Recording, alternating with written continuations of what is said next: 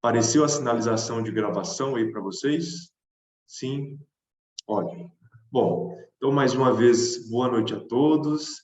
Que bom que vocês vieram novamente para essa nossa jornada, que é uma maratona, né? Maratona, acho que são 42 quilômetros. É isso mesmo? Osmar, que é do esporte aí, talvez possa nos confirmar se são 42 quilômetros. Eu acho que é isso. A gente é quase isso, né? São 40 aulas e nesse plano de imersão e uma aula bônus. Se você abrir aí o seu material, você vai ver que tem a menção à aula 1, aula 2, e aí entre a aula 2 e a aula 3 tem um bônus, que é o registro histórico das nossas constituições, das constituições brasileiras, que é algo que costuma cair em prova, mas me pareceu que não seria necessário que nós destacássemos um tempo específico para nós fazermos essa digressão histórica, que isso não seria necessário. Então, por isso, eu coloquei aí esse material bônus para você fazer uma recapitulação que será útil para a sua preparação para o exame de ordem e também para concursos, mas nós não teremos essa aula específica sobre o histórico das constituições. O bônus é o bônus de leitura, não é o bônus de aula, tá? Então, hoje a gente avança para a nossa segunda aula e daí a próxima é a aula 3, que é sobre hermenêutica. Ontem nós fizemos aí uma viagem histórica desde a antiguidade para conhecermos um pouco mais sobre o constitucionalismo e então desaguar no neoconstitucionalismo, né? Porque não teríamos como bem compreender o neoconstitucionalismo sem que antes tivéssemos acesso ao constitucionalismo. E esse constitucionalismo, que nós conhecemos ontem com um pouco mais de profundidade, dele veio um produto, dele veio um fruto, dele veio um documento, que é a Constituição. Constituição que, em alguns países, é uma Constituição material, histórica, em leis esparsas, e em outros países, como é o nosso caso, é uma Constituição escrita, é uma Constituição formalizada, codificada em um único volume, às vezes mais, às vezes menos extenso, no nosso caso, extenso, mas para todas as hipóteses, trata-se de uma Constituição, que essencialmente tem a pretensão de organizar o Estado. E é isso que nós avançaremos aqui hoje para compreender, para tecer comentários sobre as principais características da Constituição. É certo que não temos aqui condições de tempo e nem conseguiríamos, se tentássemos, traçar todo o quadro, todas as características próprias de uma Constituição, mas ao menos as características mais básicas a gente vai tratar aqui. Liguei o cronômetro para a gente se cuidar hoje. Bom, então, avançando para nós entendermos o que é uma Constituição, deixa eu só ajustar aqui, passou, com isso ajustar a tela, coloquei o letreiro mais para baixo, e daí a gente fica mais confortável, tá? O que é uma Constituição? Aí no início do seu material, eu faço menção de que a Constituição, esse documento, ele é um instrumento político-jurídico. Ele tem um viés, sim, normativo, essencialmente, mas ele vem de uma força política, de uma construção jurídica dos mais diversos segmentos sociais, quando se trata de uma Constituição democrática, de uma Constituição promulgada, pelo menos, né? Então, a Constituição, se eventualmente isso for perguntado a você, sobretudo para a composição de uma redação, de uma dissertação em prova escrita de segunda fase, você pode partir desse pressuposto, dessa ideia de que a Constituição é um instrumento político-jurídico forjado a partir da consciência coletiva, que vem do poder constituinte, né? E que organiza o Estado, que organiza os poderes e que garante direitos fundamentais. Esses são os pilares, são as matérias-primas de uma Constituição. Organização do Estado, organização dos poderes e direitos e garantias fundamentais. É certo que outras tantas matérias podem ser disciplinadas numa Constituição, como é o caso da nossa Constituição, que é uma Constituição prolixa, que é uma Constituição analítica, que trata de tudo, até mesmo da manutenção do Colégio Dom Pedro II em órbita federal, artigo 242, parágrafo 2º. Não havia a mínima necessidade para que esse preceito ali estivesse, para que esse dispositivo ali estivesse, mas fato é que ele ali está, e isso é uma demonstração da característica da nossa Constituição, que é uma Constituição formal, analítica, prolixa. Tá? Então, se você pensar, a partir de tudo que nós construímos ontem, o movimento histórico que representa o constitucionalismo, que é o constitucionalismo, ele deságua nesse produto, nesse instrumento político-jurídico, forjado, fruto da consciência coletiva, que é a Constituição, a norma principal, a lei fundamental de um Estado que admite esse preceito que é a supremacia da Constituição. E outra ideia que nós também precisamos guardar, que eu já fiz menção e que agora reitero para vocês, é que qualquer Constituição, embora possa tratar de outros temas, ela tem que essencialmente tratar desses 3 temas que está aí na sua tela no item 2. Ela trata sobre a organização do Estado, a organização dos poderes e também assegura direitos e garantias fundamentais. Eu vou separar uma água aqui e, enquanto isso, peço a vocês a gentileza de seguirem o exemplo da Núbia e abrirem a câmera, porque aí fica mais agradável, mais bacana para a gente acompanhar. Obrigado, Giovana, que tem aí uma arte atrás, né? O Osmar, já na sua janta. Eu agradeço a gentileza de vocês. Marcos também, abrindo a câmera. Bacana. Assim a gente se sente, né, mais acompanhado, já que estamos aqui olhando para as telas frias, mas a gente vai acompanhando o desenrolar aí, as feições de vocês, para sentir como que está também a compreensão da disciplina. Então, a Constituição é um instrumento político-jurídico, fruto da consciência coletiva, e a Constituição, essencialmente, deve tratar dos direitos e garantias fundamentais, organização do Estado e organização dos poderes. Pode tratar de outros temas? Sim, pode tratar de outros temas. E isso também será constitucional, mas o básico de uma Constituição, eu repito, né, para que a gente guarde isso, é a organização do Estado, organização dos poderes e direitos e garantias fundamentais. Uma outra ideia que a gente precisa trabalhar, inclusive muitos autores, vocês podem abrir os mais diversos manuais e vocês vão se dar conta que os autores, eles nem sempre fazem uma conceituação taxada da Constituição, como nós fizemos na tela anterior. Porque a Constituição, de fato, ela pode ser observada a partir das mais diversas perspectivas.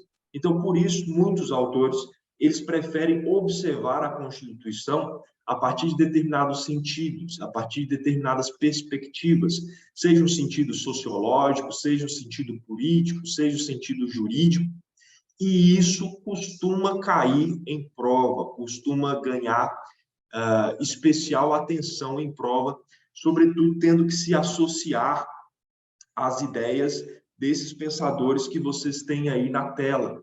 Então, é importantíssimo que quando você vai para uma prova da OAB ou eventualmente do concurso, quando se fala em sentidos da Constituição, as perspectivas a partir das quais a Constituição pode ser considerada, que você associe cada um desses sentidos aos seus respectivos autores. Então, se nós estamos olhando a Constituição a partir de uma perspectiva sociológica, isso significa que nós estamos pensando, embora outros tantos autores possam ter tratado também a esse respeito, mas significa que nós estamos fazendo menção a Ferdinand Lassalle. Se nós estamos olhando essa Constituição a partir de uma perspectiva política, isso significa que o examinador quer que você associe essa ideia a Carl Schmitt, Por outro lado, se nós estamos pensando no sentido jurídico da Constituição, é necessário que também você associe essa ideia a Hans Kelsen. Quando nós falamos em sentido sociológico da Constituição, que é essa construção aí de Fernand Lassalle, que ele anunciou na antiga Prússia há mais de um século atrás, o que ele quer dizer é que a Constituição ela significa os fatores reais de poder. Na concepção de Lassalle, pouco importa aquilo que está escrito, importa aquilo que é feito, sobretudo por aqueles que estão no poder, seja a monarquia, seja a burguesia, seja a aristocracia, seja quem for, no fim das contas, Lassalle, numa perspectiva muito prática, quer dizer, o documento, a folha de papel, pouco importa. O que importa é o que é concretizado no mundo real, no mundo social. E se a Constituição escrita não reflete esses fatores reais de poder que ocorrem na sociedade, então essa Constituição está fadada ao fracasso. Então, logo, essa Constituição será substituída por outra. Então, quando você visualizar na sua prova uma questão nesse sentido, lembre-se, quando se trata de sentido sociológico, estamos pensando no autor Fernand Lassalle e nos fatores reais de poder. Se você tiver essas três ideias na sua mente, o nome, sentido sociológico, o autor, Fernand Lassalle, e a ideia básica, que é a prevalência dos fatores reais de poder sobre o texto escrito, é muito provável que você terá condições de indicar a resposta certa. Por outro lado, se nós observarmos a Constituição numa perspectiva política, nós estaremos falando de Carl Schmitt. Carl Schmitt, que é um constitucionalista que para muitos é abominável, porque é o constitucionalista que, na época da Alemanha nazista, trouxe fundamentos para ser feito aquilo que se fez. Então, era um sujeito muito honrado na sua construção acadêmica, na sua construção jurídica, mas que tem essa mancha histórica. E quando se fala em Carl Schmitt, está se pensando na Constituição numa perspectiva política, ou seja, constitucional para Carl Schmitt é apenas aquilo que é essencialmente estatal, aquelas que são as decisões políticas fundamentais do Estado. Outros temas podem estar na Constituição, mas esses outros temas não são de fato constitucionais. São leis constitucionais porque estão na Constituição, mas se não tratam de organização do Estado, de organização dos poderes, de direitos e garantias fundamentais, então isso não seria essencialmente constitucional. E isso, na visão de Carl Schmitt, é vislumbrar a Constituição a partir de um sentido político. Por outro lado, nesse terceiro tópico aí, nós associamos o sentido jurídico, aquele que é considerado, quem sabe, o maior jurista de todos os tempos, que foi considerado o maior jurista do século XX, que é Hans Kelsen, que escreveu a famosa Teoria Pura do Direito.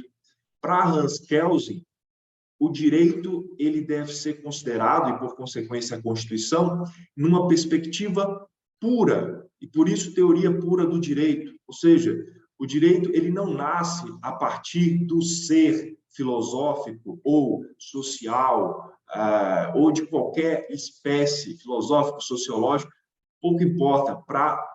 Para Hans Kelsen, o direito ele é autônomo, ele é uma ciência em si, que ele não precisa beber necessariamente de filosofia ou de sociologia ou qualquer outra ciência para existir. Ele tem autonomia, ele é puro. Por isso, nessa perspectiva, o direito ele não é um ser, ele é um dever ser. E a Constituição ele tem condições de colocar por escrito aquilo que deve ser e tem força para então levar a sua proposta ao mundo fenomênico, ao mundo concreto, ainda que parta do dever ser e não do ser. Veja como que o Fernand Lassalle, numa perspectiva sociológica, ele quer considerar aquilo que se é. Então, a Constituição precisa ser uma descrição daquilo que se é, dos fatores reais de poder. Enquanto Hans Kelsen, por outra via, ele vislumbra que o direito é aquilo que eu disser que é o direito. Aquilo que eu positivar se transformará em direito, e por isso ele assume essa postura de um direito puro, de uma Constituição pura, portanto. Tá? Adiante, nós vemos aí outros sentidos mais. Esse outro sentido também é bem famoso, de Conrad Hess, o sentido normativo da Constituição. A Constituição, para além de ser um dever ser, ela tem força normativa, que é uma das características, inclusive, que nós vimos ontem, como fazendo parte do marco teórico do neoconstitucionalismo. A capacidade que tem a Constituição, enquanto lei que é, de se materializar, de acontecer no mundo prático. A Constituição não é uma mera recomendação, a Constituição não é uma mera referência, a Constituição ela tem vida, ela tem força para fazer acontecer, claro, a partir dos seus intérpretes, a partir daqueles que vivem à luz dessa Constituição. Portanto, para Conrad Hess, a Constituição, além de um dever ser, ela tem força normativa, ela busca a efetivação de direitos e não meramente a declaração de direitos, que é outra coisa que nós vimos ontem na nossa linha do tempo, na nossa construção histórica. Quando se chega na terceira dimensão dos direitos, um dos objetivos é efetivar direitos, encontrar mecanismos para que o direito seja efetivado. Não basta declarar, não basta colocar no papel, é necessário que o direito ganhe vida, que ele seja concreto. E a partir disso aí também se vislumbra esse sentido normativo da Constituição. E, por fim, o sentido culturalista, que destoa daquilo que foi dito a respeito do Hans Kelsen. A Constituição é produto dos mais diversos fatores sociais, históricos, racionais, espirituais. Não há como a Constituição abrir mão dessa construção. Ela, não há como ser um elemento juridicamente puro, se é que é possível existir algo juridicamente puro que não considere a filosofia, que não considere a história, que não considere a sociologia, que não considere elementos racionais e elementos espirituais. E, por isso, a Constituição, nesse sentido, ela seria uma produção cultural abrangente que abarcaria vários segmentos, várias propostas de compreensão. Nessa composição de Constituição, também importa que nós façamos menção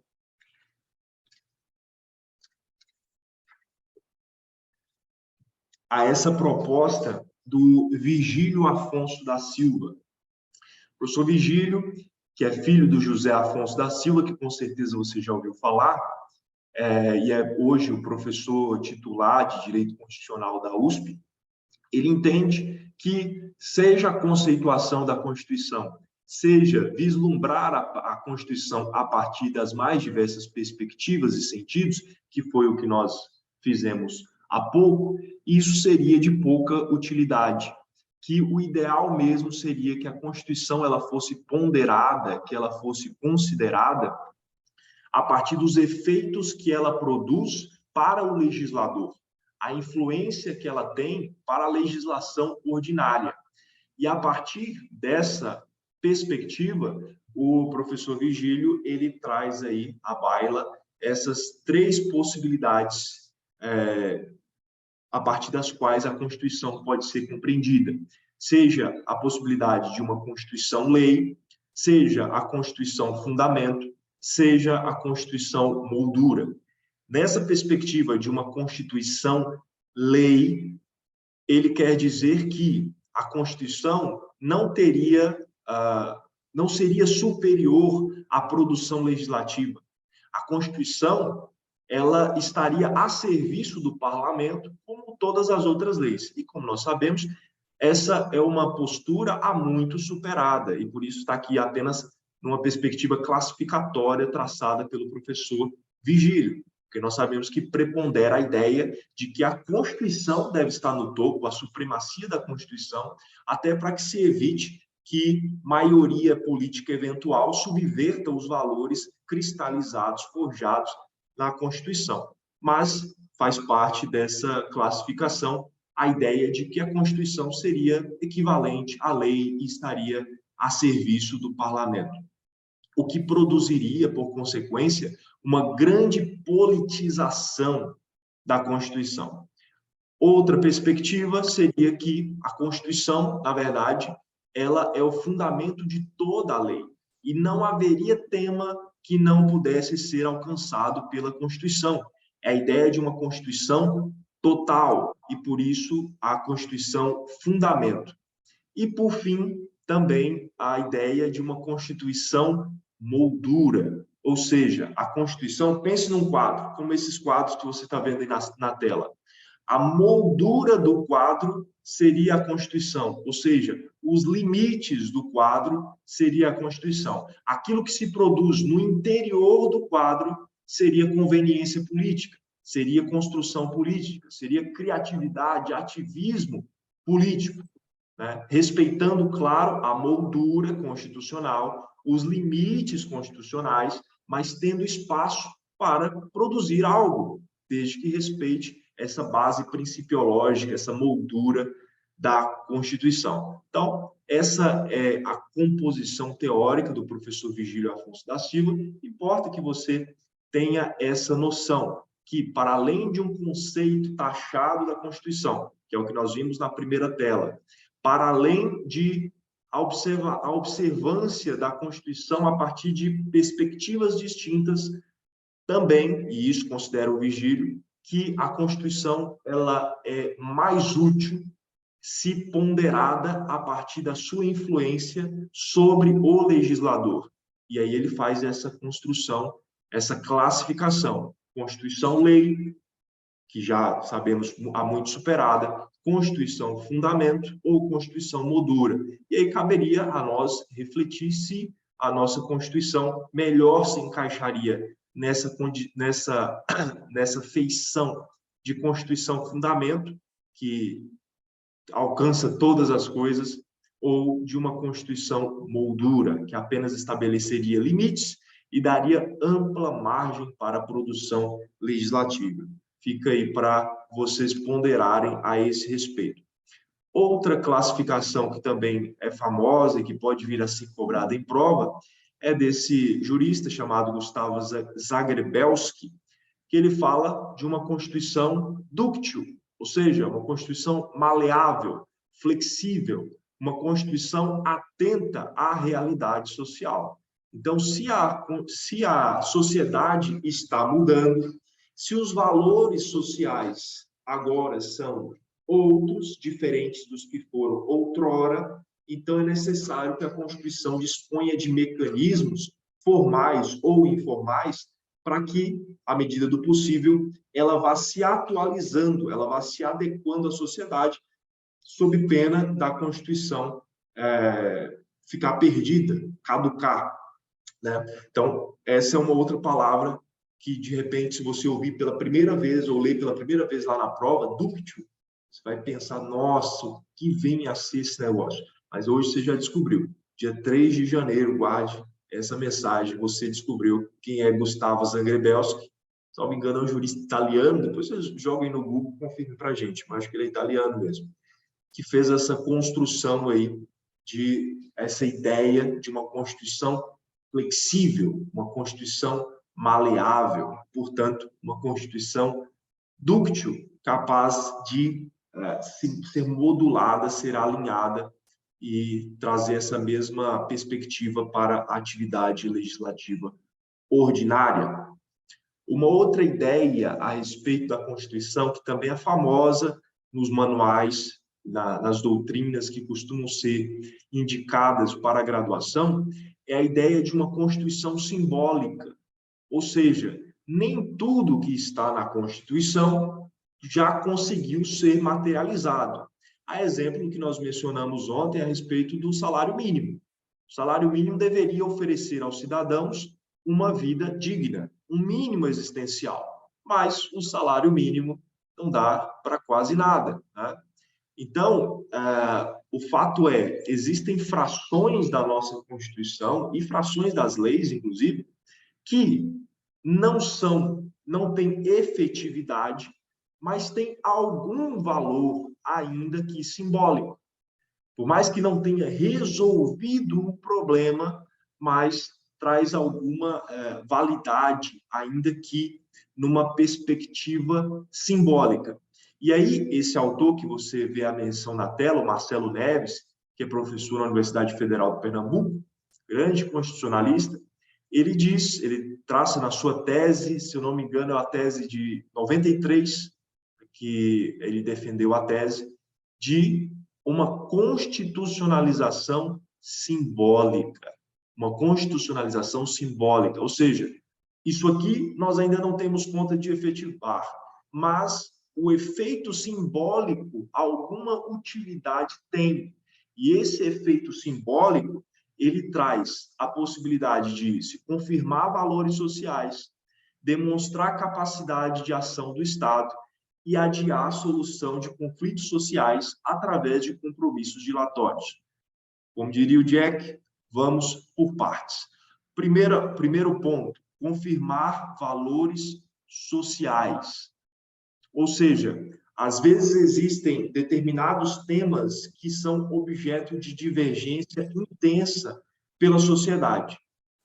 E não se tem condições, e não se tem, quem sabe, nem mesmo a pretensão de resolver o problema. Mas se pode, ao menos, confirmar os valores, dizer de que lado a Constituição ou aquele Estado está. E aqui na tela nós temos esse exemplo da divergência entre protestantes nativos e católicos imigrantes dos Estados Unidos quanto à lei seca. Ou seja, permitimos o álcool ou não permitimos o álcool? Tendo lei a esse respeito ou não, o fato é que as pessoas vão continuar ingerindo, de alguma forma, ainda que clandestinamente. Mas, quando a Constituição, quando a lei se posiciona a esse respeito, né, como no caso das drogas, aqui no Brasil, e outras tantas questões, está ali, ao menos simbolicamente, confirmando um valor, dizendo, olha, esse lado aqui da história venceu. Continua o mesmo problema, mas esse lado aqui, vejam só, esse é o valor que nós confirmamos para a nossa sociedade. Uma outra utilidade dessa constitucionalização simbólica seria a capacidade de demonstrar a capacidade de ação do Estado. E o exemplo clássico que nós temos é o que ocorreu na década de 90, quando se popularizou o chamado sequestro relâmpago. E aí ninguém conseguia resolver o problema do sequestro relâmpago. O que fez a legislação penal? Foi lá e agravou a pena, colocou um parágrafo próprio a respeito que alcançasse essa ideia de sequestro relâmpago. Resolvia o problema? Não, não resolvia o problema. Mas quer passar para a sociedade que os legisladores, que o Estado tem capacidade de ação, tem capacidade para resolver, ainda que isso caia apenas num plano simbólico e, por consequência, acabe por provocar uma certa incredulidade da população a respeito da real capacidade do Estado de resolver os problemas e até da boa-fé desse Estado em resolver os problemas. Mas, ainda assim, alguma utilidade haveria. Confirmar valores sociais, demonstrar capacidade de ação do Estado e, por fim, adiar a solução de conflitos sociais com compromissos dilatórios. Ou seja, nós não temos condições de resolver agora, mas nós fingimos que a gente resolveu, as coisas continuam como estão, e aí ambas as partes vão se sentir bem com a história. E o exemplo clássico que a gente tem aí da lei norueguesa de 1948, que prometia mundos e fundos para os empregados, mas que se sabia, era uma lei bem progressista, que se sabia que não teria condições de fato, cumprir o que prometia. Os empregados, de alguma forma, se sentiram satisfeitos porque passaram a contar com uma lei que disciplinava a matéria, e os empregadores, por sua vez, sabendo que aquilo ali não era exequível, também ficaram bem. Então, os dois lados ficaram bem. O fato é que, seja a Constituição, seja a legislação, em alguma medida, em certas frações, às vezes muitas, tem um caráter simbólico, mais do que um caráter concreto. E todas essas perspectivas, nós precisamos conhecer minimamente para olhar a Constituição.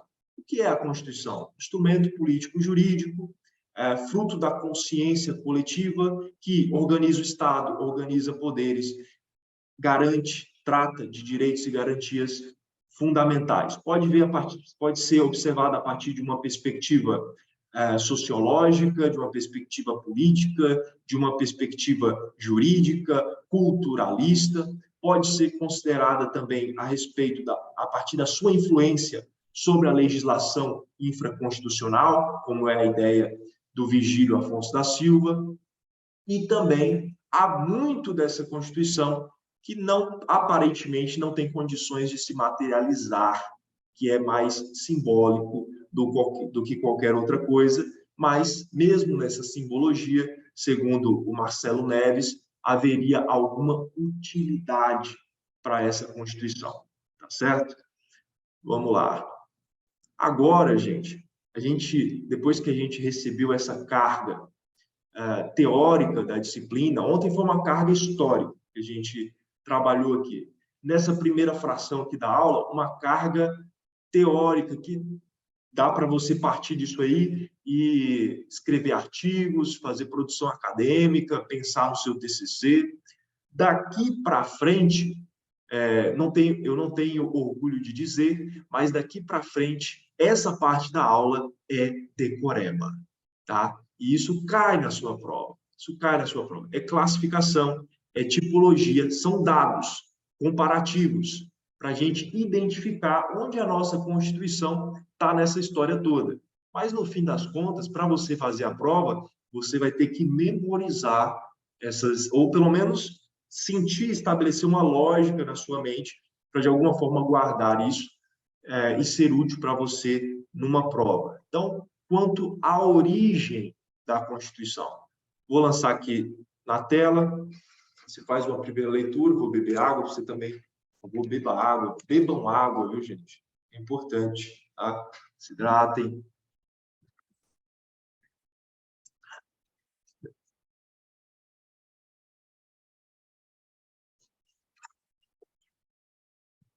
Cássio apareceu ali de relance, Cássio que salvou a gente ontem. Obrigado, Cássio. Hoje eu acho que eu já aprendi melhor, né, Cássio? Tá tudo certinho aí na tela, né?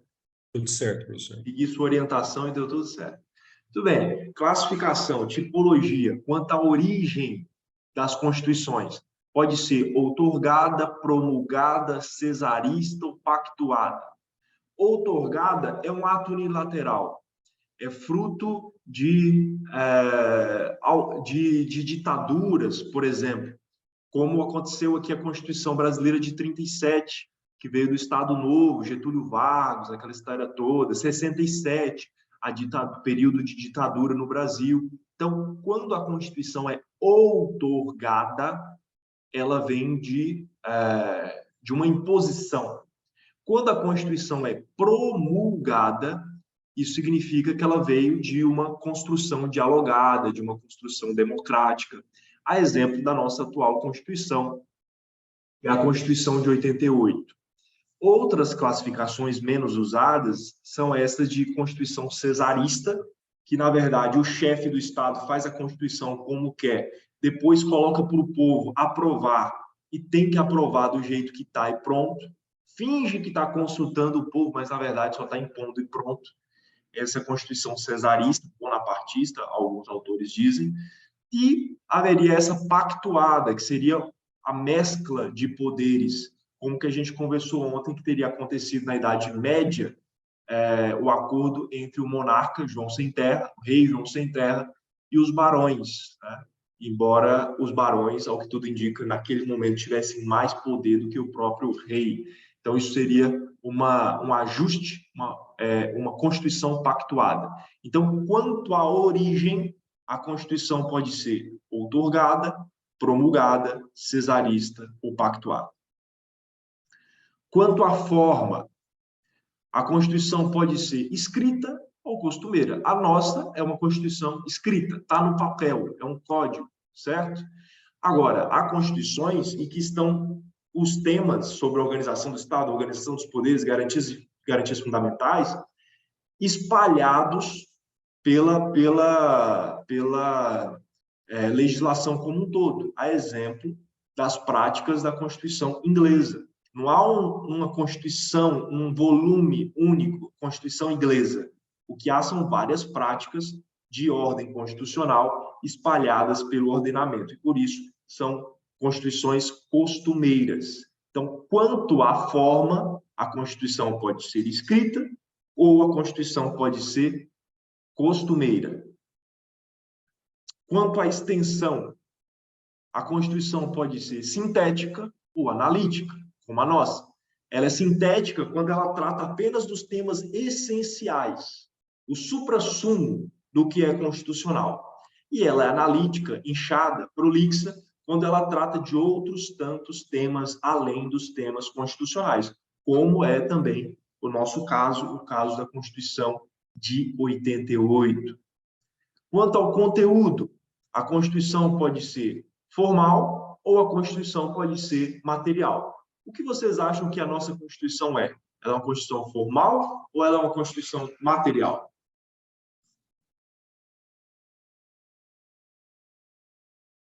Formal. Formal? Por que ela é uma Constituição formal, Carlos? Olha, vou chutar, tá, professor? Não tenho certeza não, mas acredito que ela seja formal porque ela é escrita, né? E ela tem vários processos e pontos definidos nela. Acredito que seja por isso. Cássio, ela é formal porque, independente do tema que você coloque ali, aquele tema passa a ser constitucional, passa a ser Constituição. Ah, mas isso não é sobre a organização do Estado e dos poderes, isso não é direito e garantia fundamental, pouco importa. Está no corpo da Constituição, está entre o ato das disposições constitucionais transitórias, o ADCT, então isso é constitucional, porque a nossa Constituição é uma Constituição formal. Constituições seria uma Constituição material se tratasse apenas daquilo que é decisão política em essência, organização do Estado, organização dos poderes, direitos e garantias fundamentais. Mas outros tantos temas são tratados, e uma vez lá dentro da Constituição, são constitucionais. Então, por isso, a nossa Constituição é formal. Tudo que cai dentro da forma passa a ser constitucional. Quanto ao modo de elaboração, a Constituição pode ser dogmática ou ela pode ser histórica. Ela é dogmática quando ela vem a partir de uma ideologia, de um dogma único, forjado num único momento, como foi o nosso caso, a Constituição de 88. Então, se pega tudo aquilo que a sociedade supostamente quer que aconteça, os valores daquela sociedade, os dogmas daquela sociedade, e se faz a Constituição. E, por outro lado, tem a Constituição que é histórica, que ela é uma Constituição feita ao longo do tempo. Ela não brota de uma vez só, ela é feita paulatinamente. E o exemplo clássico desse tipo de Constituição também é a Constituição inglesa, que é uma Constituição costumeira. A nossa, quanto à elaboração, ela é dogmática. Quanto à alterabilidade, e aí a gente entra naquela ideia de poder constituinte derivado, que a gente vai ter uma aula específica sobre isso. Eu imagino que todos vocês se lembrem. Tem o poder constituinte originário, que funda o Estado, e desse poder constituinte originário emana o poder constituinte derivado, seja o reformador, seja o revisor. O poder constituinte derivado reformador é o responsável pelas emendas à Constituição, porque se supõe que a Constituição é passível de mudança. E está tudo isso disciplinado lá no artigo 60 da nossa Constituição. Tá? Inclusive no que se refere às cláusulas pétreas, as 4 descritas no parágrafo 4º do artigo 60. Agora, quanto à alterabilidade da Constituição, quanto à estabilidade da Constituição, Essa Constituição ela pode ser rígida, ou seja, ela até pode ser mudada, mas ela é mudada a partir de um processo difícil, dificultoso para que ela seja mudada. Para você fazer uma emenda no Brasil, isso tem que ser aprovado por 3/5 das duas casas legislativas em 2 turnos. Isso é difícil para caramba, ou deveria ser. Está lá no artigo 60 da sua Constituição. 3/5 em 2 turnos nas duas casas, para que seja feita uma emenda à Constituição. Então, por isso se considera que a nossa Constituição ela é rígida. Ela até pode mudar, mas não de qualquer forma. Muda por um processo dificultoso. Ela seria flexível quando a Constituição muda da mesma forma que mudam as leis. Chegou a determinado quórum de aprovação, se revoga uma lei, se faz uma nova lei, e a Constituição poderia ser assim, que não é o nosso caso. Também poderia ser semiflexível ou semi-rígida, ou seja, alguns temas ficariam sob o invólucro da rigidez. Esses temas essencialmente estatais.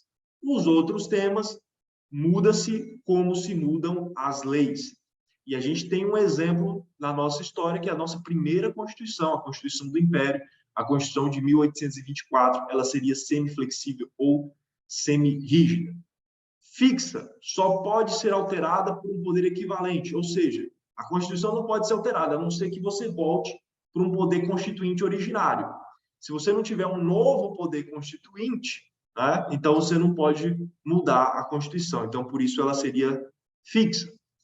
Transitoriamente flexível, ou seja, olha, até promulgamos a Constituição, por 5 anos, ela pode ser mudada. Depois, ela passa a ser rígida. Hipoteticamente, certo?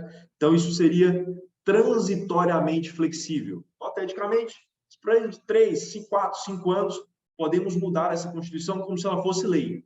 Mas depois que ela vencer esses anos e se demonstrar útil, né?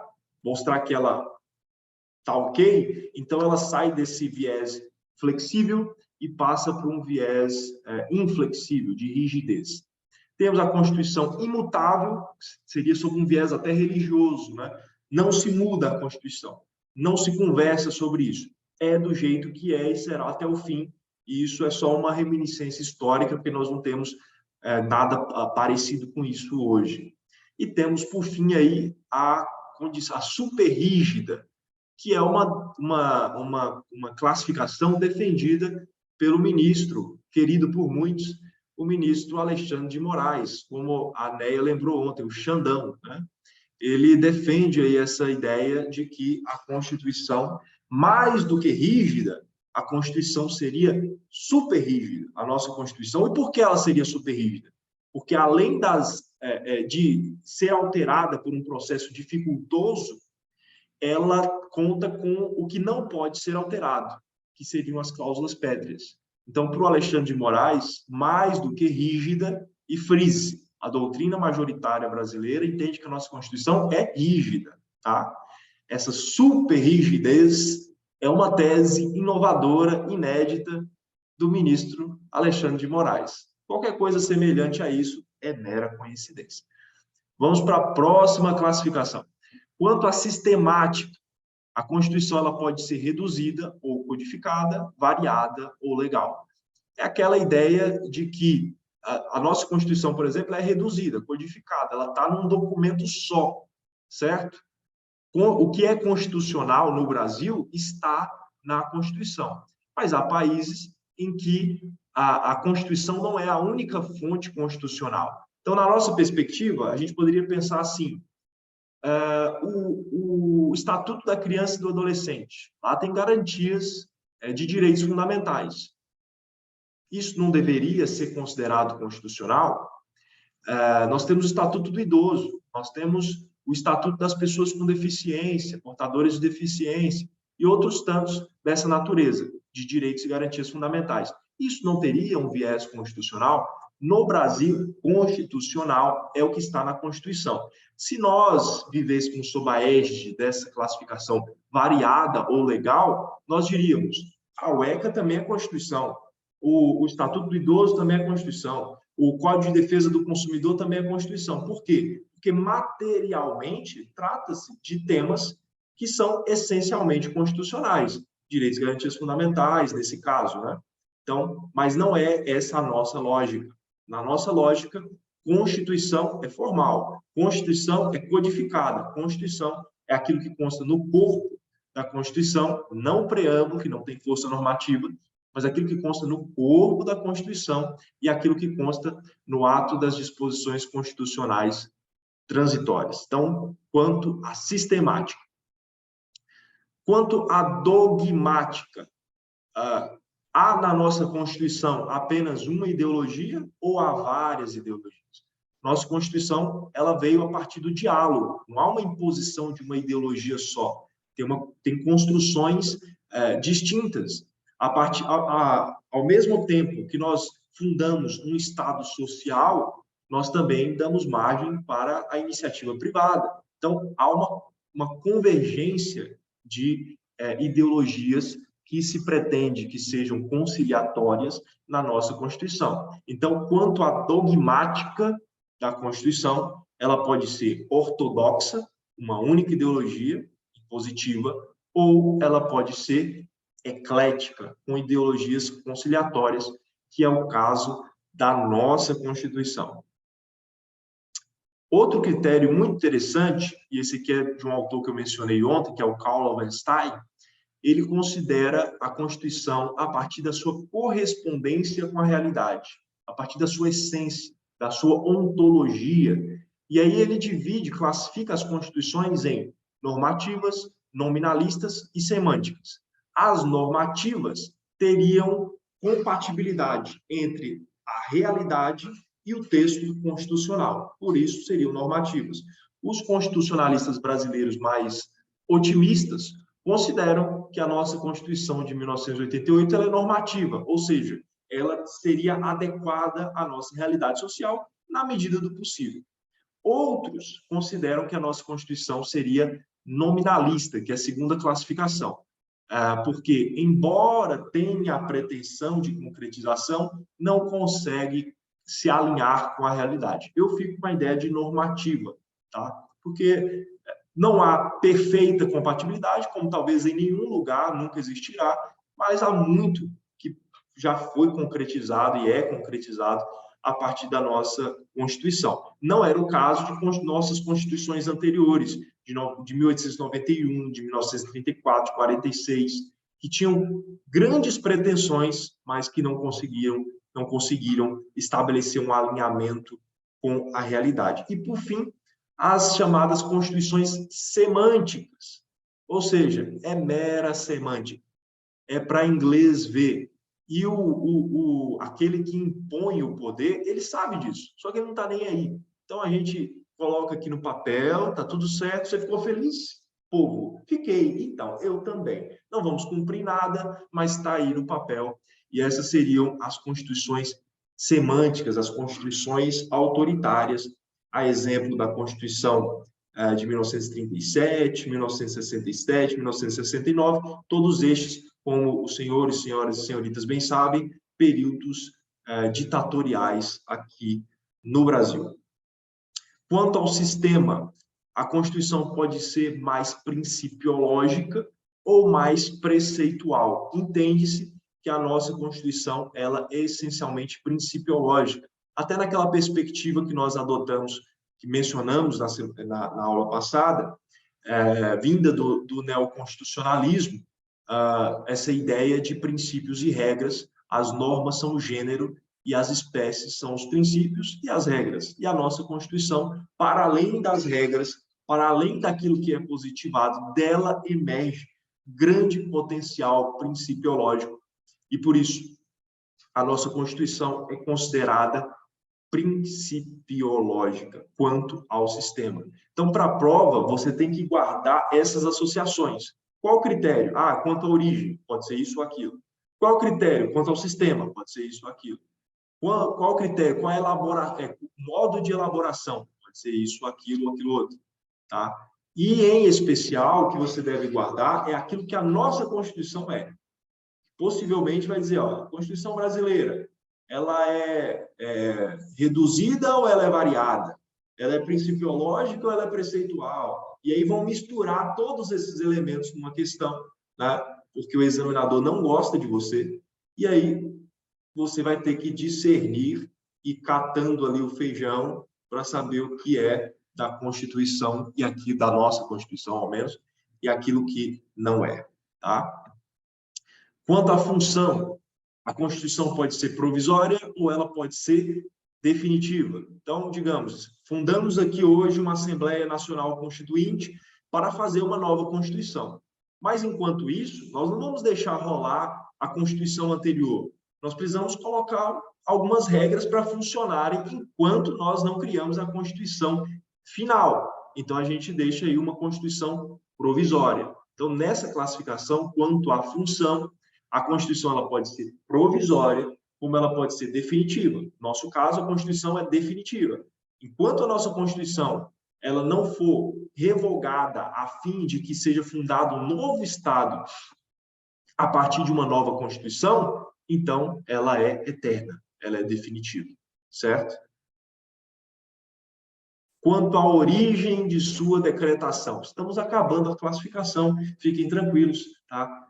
Já estamos quase lá. Quanto à origem da decretação, essa Constituição ela pode ser heterônoma ou ela pode ser autônoma, certo? Ela pode ser uma heteroconstituição ou ela pode ser uma homoconstituição. O que isso quer dizer? Se o que a Constituição aplicada no nosso país, ela foi feita por um poder externo, então ela é uma heteroconstituição. Agora, se a nossa Constituição ela foi feita a partir da nosso próprio poder, da nossa própria soberania, do nosso território, aí você lembra daqueles elementos lá fundamentais do Estado, soberania, povo, território, lembra das aulas de teoria geral do Estado? Então, se o poder emerge aqui da nossa própria realidade, se a gente não está sujeito, submisso a poderes externos, então se trata de uma Constituição autônoma, de uma homoconstituição, que é o caso da Constituição de 88. Classificação do Manuel Gonçalves Ferreira Filho, que antes do Virgílio era ele o professor de Constitucional da USP. Para ele, as Constituições podem ser Constituição Garantia, Constituição Balanço ou uma Constituição Dirigente. A Constituição Garantia seria atrelada a essa ideia de Estado liberal, de um Estado que não mexe, que não atrapalha aquilo que os particulares querem fazer, né? Uma postura absenteísta. Ou seria uma Constituição Balanço, que é associada à ideia de socialismo, de comunismo. Então, por que balanço? Porque, vez por outra, a realidade é avaliada para ver se a Constituição proposta por esse regime socialista já se adequou à realidade. Então, de tempos em tempos, se faz um balanço a fim de ver se a Constituição cumpriu a sua missão, se deve ser feita uma nova Constituição. E, por fim, uma Constituição dirigente, com normas programáticas, que se quer fazer no futuro, mas não se sabe se vai conseguir fazer. Tem um programa, mas não sabe se vai conseguir realizar. Inclusive, isso é feito menção na primeira aula, o professor José Roberto Dromi, que é um jurista argentino, ele defende o constitucionalismo do futuro, um dos seus ingredientes é a verdade. Então, vamos colocar na Constituição aquilo que a gente tem condições de cumprir. Não vamos aqui colocar coisas mirabolantes, porque aí a Constituição cai no descrédito, que é o que costumeiramente acontece no que se refere a normas programáticas. E agora? E a Constituição brasileira? Agora a gente vê todas aquelas classificações que você tem aí no seu material e que, de repente, você faz as associações. Quanto à origem, promulgada e não outorgada. Quanto à extensão, analítica e não sintética. Quanto ao conteúdo, formal e não material. Quanto ao modo de elaboração, dogmática. Quanto à alterabilidade, rígida, não é semiflexível, não é super rígida, etc. É rígido. Quanto à sistemática, reduzida a um código, tá? Não é variada. Quanto à dogmática, não é ortodoxa de uma única ideologia, é eclética. Quanto à ontologia, é normativa, não é nominativa, não é semântica, é normativa, porque tem alinhamento com a realidade. Quanto ao sistema, principiológica, não apenas preceitual. Quanto à função, definitiva, porque não é temporária. E quanto à origem da decretação, autônoma, porque partiu da nossa soberania, e na conceituação do Manuel Filho, garantia e dirigente. Né? Lembra daquela conceituação lá? Garantia, balanço, dirigente. Para ele, é tanto garantia quanto dirigente. Ou seja, tem tanto um viés liberal de garantia de direitos políticos e civis, quanto um viés dirigente das garantias próprias de um Estado social, de direitos sociais, direitos econômicos, direitos culturais. Fiz essa etapa mais corrida, porque, como eu disse para você, isso aqui não é questão necessariamente de esclarecimentos e maiores compreensões. Isso aqui é questão de decorar. Você pegar o sentido de cada uma das categorias, porque, feliz ou infelizmente, isso cai. Tá bom? Muito bem, gente. Conforme prometido, nós estamos dentro do tempo hoje, né? Tudo aqui, estou com um cronômetro aqui dentro do lado, para a gente respeitar o tempo regimental. Não sei se todas as aulas venceremos assim, mas já está aí na sua tela essa questão da OAB sobre isso que você acabou de ver. Né? Então, vamos fazer aí o acompanhamento. Vou pedir o Cássio, que tem essa voz potente aí, essa dicção perfeita, para fazer a leitura aí para a gente e vamos identificar qual seria a resposta correta. Pode ser, Cássio? Pode nos ajudar? Sim, sim. Obrigado. A Constituição de determinado país veiculou os seguintes artigos. Artigo X. As normas desta Constituição poderão ser alteradas mediante processo legislativo próprio, com a aprovação da maioria qualificada de 3/5 dos membros das respectivas casas legislativas, em 2 turnos de votação, exceto as normas constitucionais que não versarem sobre a estrutura do Estado ou sobre os direitos e garantias fundamentais, que poderão ser alteradas por intermédio de lei infraconstitucional. Artigo Y. A presente Constituição, concebida diretamente pelo excelentíssimo senhor Presidente da República, deverá ser submetida à consulta popular, por meio de plebiscito, visando a sua aprovação definitiva. Artigo Z. A ordem econômica será fundada na livre iniciativa e na valorização do trabalho humano, devendo seguir os princípios reitores da democracia liberal e da social-democracia, bem como o respeito aos direitos humanos, de primeira dimensão, direitos civis e políticos, e de segunda dimensão, direitos sociais, econômicos, culturais e trabalhistas. Com base no fragmento acima, é certo afirmar que a classificação da Constituição do referido país seria... Aí tem as alternativas. Quer que eu leia também, professor? Tá bom. Por favor. A. Semirrígida, promulgada, heterodoxa. B. Flexível, outorgada, compromissória. C. Rígida, bonapartista e ortodoxa. E letra D, semiflexível, cesarista ou compromissória? A D eu não estou conseguindo ver, professor. Eita, nós. Aparecendo para mim. Tem letra D aí, viu, gente? É semiflexível, cesarista e compromissória.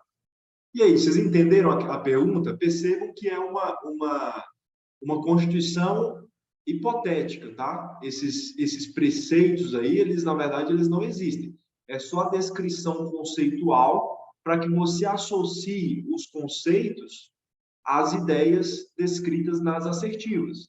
Então, por exemplo, o artigo X faz menção da possibilidade de alteração da Constituição. Aí você lembra daquele critério quanto à alterabilidade e estabilidade, certo? Você conseguiu lembrar disso? Você lembrou aquele critério ser rígido, semirrígido, flexível, é aquela história. Aí você lê o texto e identifica, isso aqui é o quê? E o texto está dizendo assim, em linhas gerais, tem parte dessa Constituição que não pode ser alterada. E tem parte da Constituição que pode ser alterada. As normas dessa Constituição poderão ser alteradas mediante processo legislativo próprio. Melhor, corrigindo, tem partes dessa Constituição que podem ser alteradas mediante alteração dificultosa. E tem partes dessa Constituição que não precisam respeitar isso, certo? As normas dessa Constituição poderão ser alteradas mediante processo legislativo próprio, com a aprovação da maioria qualificada de 3/5 dos membros das respectivas casas legislativas. Até aí está descrevendo uma Constituição o quê? Rígida, certo? Aí vai, exceto as normas constitucionais que não versarem sobre a estrutura do Estado ou sobre os direitos e garantias fundamentais, que poderão ser alteradas por intermédio de lei infraconstitucional. Então, tem aquilo que precisa respeitar um critério de maior rigidez, as matérias que são essencialmente constitucionais, e tem aquilo que não precisa respeitar esse critério de extrema rigidez. Basta substituir por uma outra lei infraconstitucional. Isso aí seria semirrígido, flexível, rígido ou semiflexível? Semirrígido. Como, Fábio?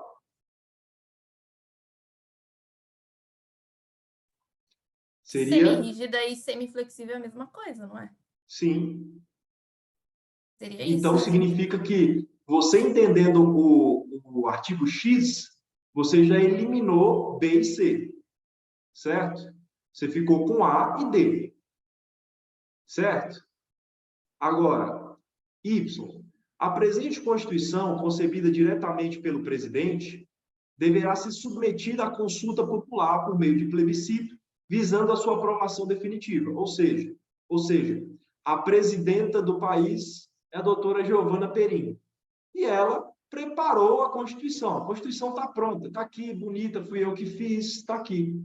Agora, você só tem que acenar e dizer que sim, que vocês concordam. E ai de vocês se não fizerem isso. E aí, uma Constituição assim, considerando que agora a gente tem só a letra A e a letra D de dado, é uma Constituição promulgada ou uma Constituição cesarista? Cesarista. Cesarista, porque a promulgada é a Constituição que vem democraticamente, Assembleia, tralalá, que não é o regime de governo da doutora Giovana Perim. Certo? Muito bem. Agora, para a gente fechar, vocês já sabem que a certa é a letra D de dado, porque pelas duas primeiras. Tá? Mas, para fechar, o artigo Z, a ordem econômica será fundada na livre iniciativa e na valorização do trabalho humano. Até aqui, está associando aí um pouco de capitalismo com socialismo, devendo ser, ou Estado social, Estado liberal, Estado social, devendo seguir os princípios reitores da democracia liberal e da social-democracia. Se a nossa Constituição ela fosse ortodoxa, de uma única ideologia, a gente poderia misturar democracia liberal e social-democracia? Olha o negócio apitando aqui, 1 hora. Poderia ser assim? Não, pode ser assim, porque a Constituição é o quê? Nesse segundo artigo Z, ela é eclética. Então, ela tem liames conciliatórios, tá? Direitos de primeira dimensão, de segunda dimensão, certo? Então, a resposta certa só pode ser letra D de dado. Você conseguiu enxergar aquilo que a gente explicou até aqui na questão? Você conseguiu perceber que é isso? Que é decoreba e um pouco de discernimento do texto? Então, professor, o que eu estava na dúvida é essa questão de ser heterodoxa. Eu achei que você estava falando daquela última classificação que foi falada, desse Manuel Filho, que era quanto a dirigente, garantista. Então, não tinha nada a ver esse heterodoxo. Esse compromissório, então, é da outra classificação anterior? É da outra, é da eclética. Que, assim, tá. poderia estar escrito aí eclética. Eclética, tá. Mas eles colocaram compromissória porque está na mesma, que são ideologias convergentes. que por mais que sejam diferentes, mas que conseguem conviver. Não é uma única ideologia imposta. Certo? Vamos ver mais uma? Aquela primeira parte da aula sobre os autores. Só pontuando, gente, essas questões aqui são questões reais, tá? Não são questões inventadas, são questões que já caíram exatamente desse jeito na prova da OAB. Para você ver que aquilo que a gente trabalhou é uma teoria necessária para você responder a prova, certo? Então tá, essa aqui não está marcada, mas também é FGV, acho que é 2015 ou 2016. Que você tem que associar aí, como eu te falei lá atrás, a ideia com o autor. Certo? Então, considerando os diferentes conceitos de Constituição, abordados sob a ótica peculiar de diversos doutrinadores, analise as seguintes manifestações sobre o tema. 1. Constituição é a soma dos fatores reais de poder que regem uma determinada nação. Isso é de quem? Fatores reais de poder. Lassalle. Lassalle. Então, só nessa cartada, você já excluiu B, C e E. Porque Lassalle aparece aí 2 vezes. Na letra A e na letra D de dado. Certo? Segundo, Constituição é a decisão política fundamental sem a qual se organiza ou funda o Estado. Lembra lá do sentido? Tem o sentido sociológico, que é do Lassalle, tem o sentido político, tem o sentido jurídico. Quem é o cara do sentido político? Carl Schmitt. Então, resposta certa, letra D de dado, Fernando Lassalle e Carl Schmitt. Conseguiram, gente, enxergar tudo aí? Certo? A última. É a última? É a última. Só para esquentar um pouquinho, não que seja difícil. É uma prova aí para a magistratura, Tribunal de Justiça do Amapá. Para você ver que a decoreba cai na prova da magistratura também. Olha aí, a Constituição da República Federativa do Brasil, de 1988, deve ser classificada como?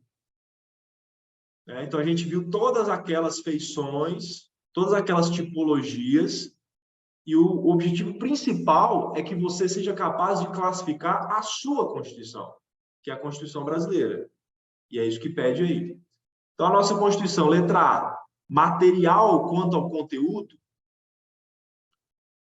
escrita quanto à forma, histórica quanto ao modo de elaboração, promulgada quanto à origem, flexível quanto à estabilidade. Só aqui, de trás para frente, eu já sei que quanto à estabilidade, a nossa Constituição é o quê? Rígida. Rígida.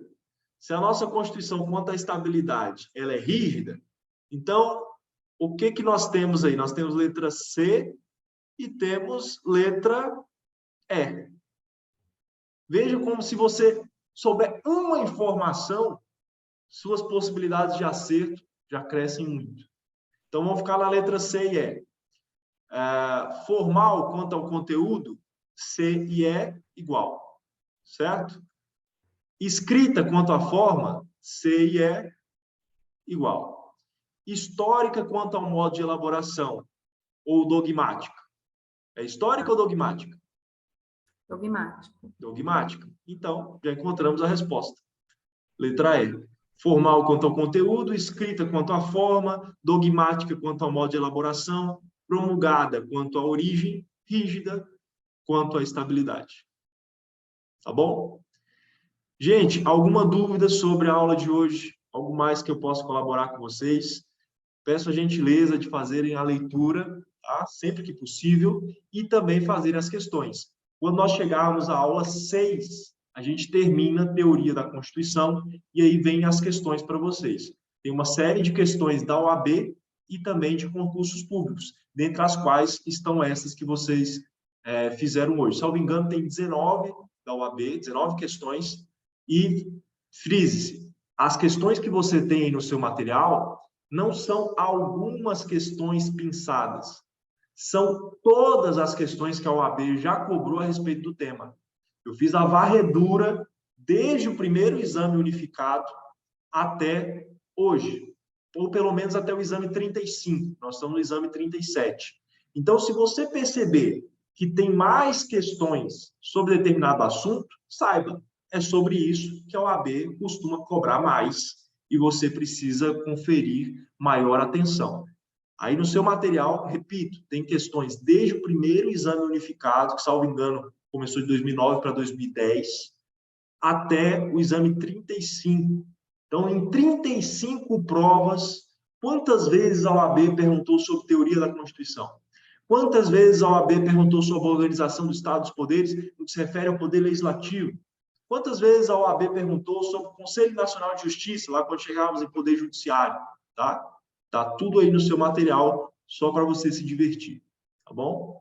Gente, um abraço, bom descanso para vocês. Hoje conseguimos cumprir o tempo, só mais alguns minutinhos aí, só para concluir as questões, mas deu tudo certo. Obrigado aí pela participação de vocês, viu? Giovana, Nubem, Larissa, Fábio, Marcos, Thomas, Letícia, Bianca, Cássio, são todos que estão aqui na minha tela. Eu sei que na outra tela que talvez tenha mais gente. Deixa eu só ver quem está por aí. Quem não...